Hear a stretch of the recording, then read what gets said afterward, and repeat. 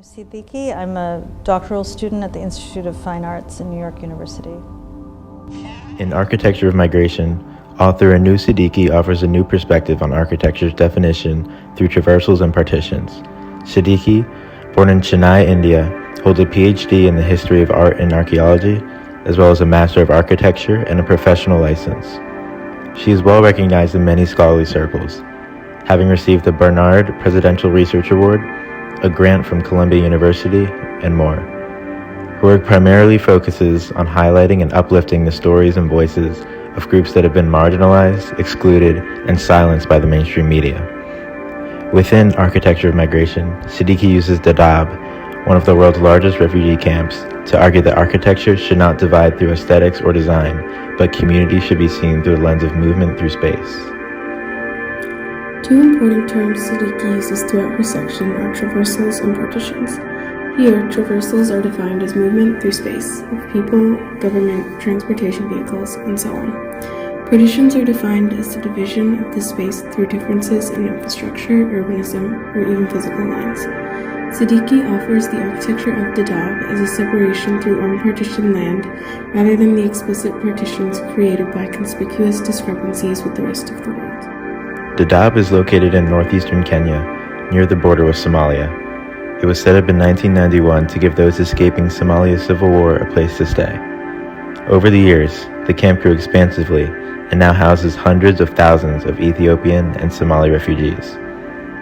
Refugees fled in distress to escape governmental prejudice, but ended up within these refugee camps with terrible living conditions, completely excluded politically, economically, and socially from the host nation. Refugees are allowed to leave with permission via kipande, a document resembling a driver's license, which is very difficult to obtain. This is one of many forms of explicit partitioning which separate refugees from the outside world, further alienating them and their lifestyles. He conveys how Dadaab represents the many partitions present in society, which include spatial, social, economic, and class distinctions. These partitions prove to be divisive on smaller scales, such as within the camp spaces themselves, as well as on larger scales, such as alienating individuals from the rest of society. Dadaab is not the only instance of architecture acting as a partition. Slums and growing megalopolises also illustrate the power of partitions and social dynamics.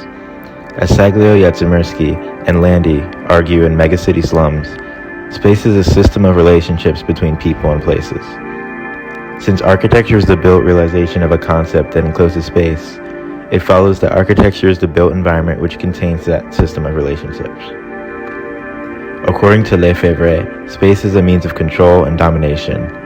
Architecture is also a means of keeping and exerting power, as with Andrea Palladio's Villa Rotunda, which depicted the owner's importance through the use of a sacred ancient Greek style.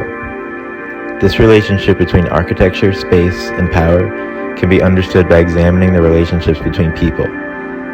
In Mumbai, sectoral reforms produce negative socio-spatial implications, which are the result of spatial exclusion, limiting the impoverished by restricting them to living in slums. As Siddiqi argues, architecture consists not only of the built environment, but of the actions taken within it.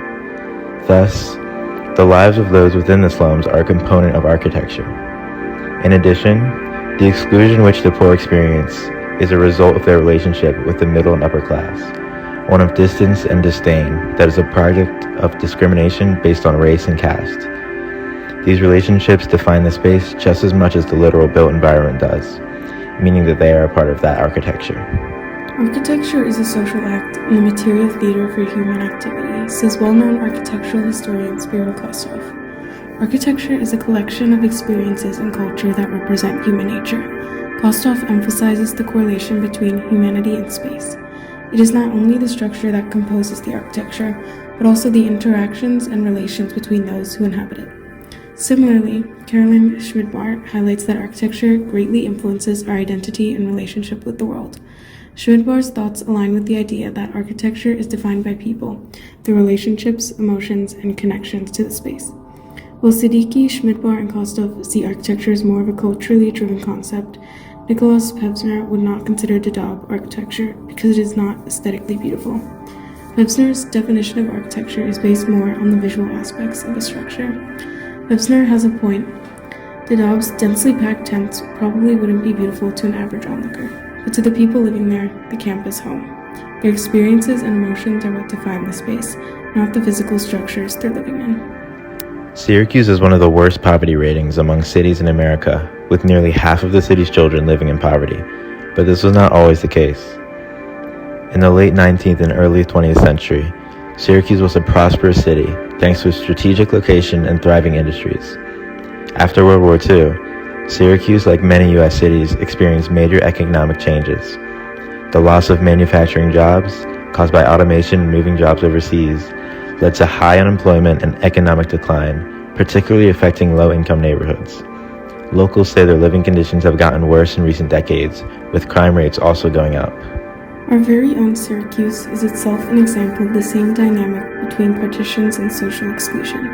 The existence of gated communities and our university right beside impoverished communities like the South Side, or the area separated by Highway I-81, shows how architecture can impose barriers on underprivileged individuals and families.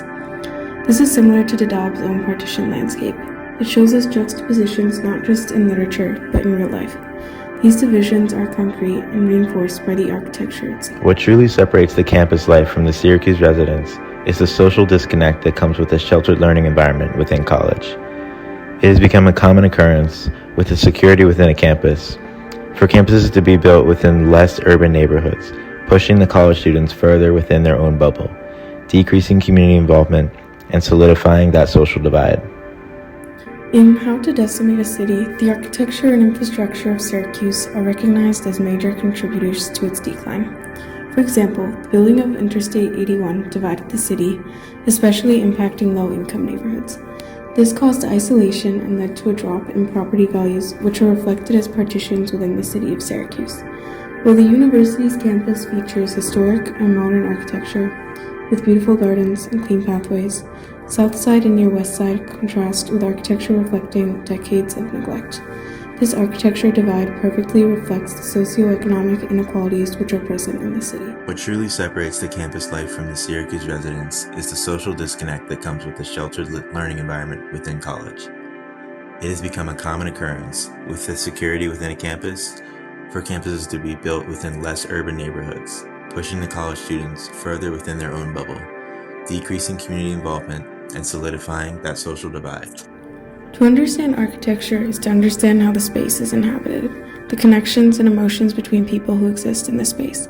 Dadab's tents and structures are considered architecture because of the connections and experiences of the refugees living in the space. In Dadab, Mumbai, and Syracuse, the physical partitions between people accentuate the emotional partitions as well.